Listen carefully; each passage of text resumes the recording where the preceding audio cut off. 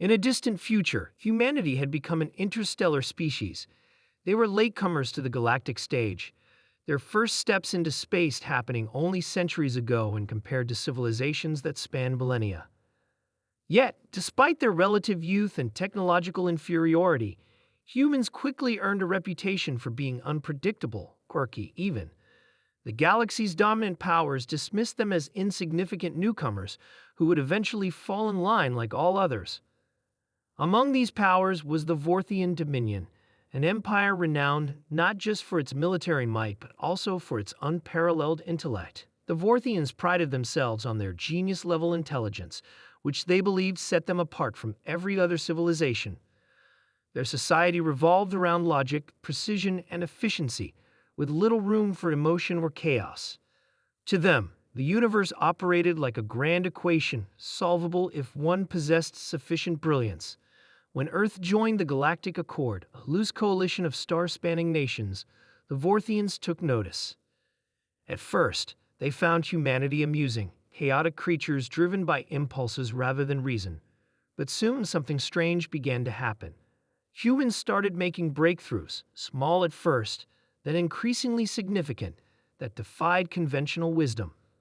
These innovations weren't always elegant or refined. Often they were messy, improvised solutions born out of necessity, and yet they worked.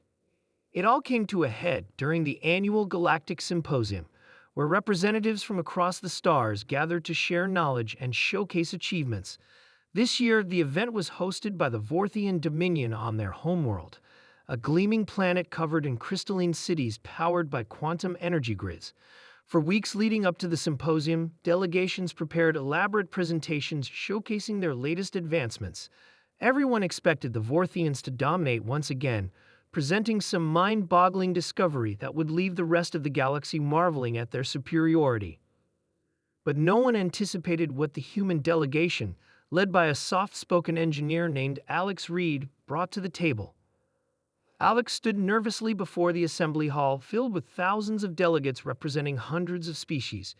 The air buzzed with anticipation as holographic displays flickered above each delegation's booth, displaying diagrams, equations, and schematics. Behind Alex, a large screen displayed the words "Human Innovation" in bold letters. As Alex began speaking, there was skepticism in the audience. Humans were known for their creativity, sure, but their contributions usually paled in comparison to those of older, more advanced races. However, Alex wasted no time getting to the point. "Ladies and gentlemen," Alex said, voice steady despite the nerves, "what we're about to present is not just another invention or discovery. It's a paradigm shift, a new way of thinking about problems." On cue, the screen behind Alex lit up with a complex diagram depicting a network of interconnected nodes. At its center was a glowing sphere labeled Neural Nexus. Murmurs rippled through the crowd as people tried to make sense of it. "What you're looking at," Alex continued, "is a neural interface capable of linking organic minds directly with artificial systems. We call it the Nexus. Unlike traditional interfaces which rely on invasive implants or cumbersome hardware, ours uses quantum resonance fields to establish a seamless connection between thought and machine." The Vorthian delegation exchanged glances. Their chief scientist, a towering figure named Kalen, leaned forward, eyes narrowing. He had seen similar concepts before. Many species experimented with neural interfaces, but none had succeeded in creating anything truly functional. What made this human claim so different? "How does it work?" Kalen asked, his tone dripping with condescension. "Surely such a system requires immense computational power and precise calibration beyond your capabilities." Alex smiled faintly. "You're right. It does require incredible processing power. But instead of relying solely on external computers, we've harnessed the brain's natural ability to adapt and learn. By introducing nanoscopic particles into the bloodstream, we can amplify neural activity without causing harm. Essentially, we turn the user's own mind into part of the system." Gasps echoed throughout the hall. Even the stoic Vorthians seemed taken aback. Such an approach was unprecedented, combining biology and technology in ways previously thought impossible. "But that's not all," Alex added, pausing dramatically. The real breakthrough lies in how the Nexus handles information. Traditional AI operates within predefined parameters, limited by programming constraints. Our system, however, allows users to teach the AI in real time through direct interaction. In essence, it learns from us and evolves faster than any pre-programmed model ever could. Kalen rose from his seat, visibly agitated. That's absurd. Artificial intelligence cannot evolve independently without risking instability or corruption. You're playing with forces you don't fully understand. Alex nodded calmly. Perhaps. But isn't that what progress is all about? Taking risks, exploring unknowns? Sometimes perfection isn't the goal, it's adaptability. To demonstrate, Alex activated a live simulation. On screen, a humanoid avatar controlled by the Nexus interacted with various scenarios, solving puzzles, adapting to challenges, and even improvising creative solutions. The audience watched in awe as the avatar tackled problems designed to stump even the most advanced A's. Finally, Halen couldn't contain himself. Enough, he barked, striding toward the stage. This is nothing more than a parlor trick. Prove its practical applications.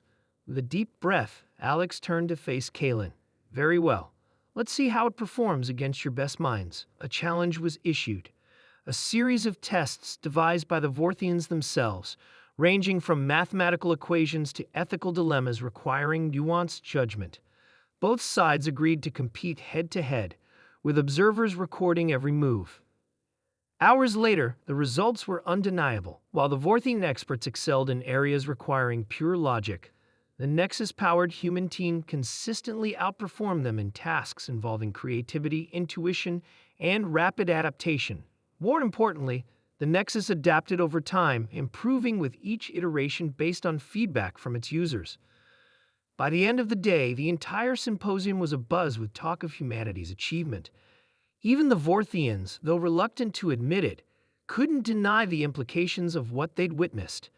For the first time in their long history, they encountered a form of intelligence that didn't rely solely on cold calculation.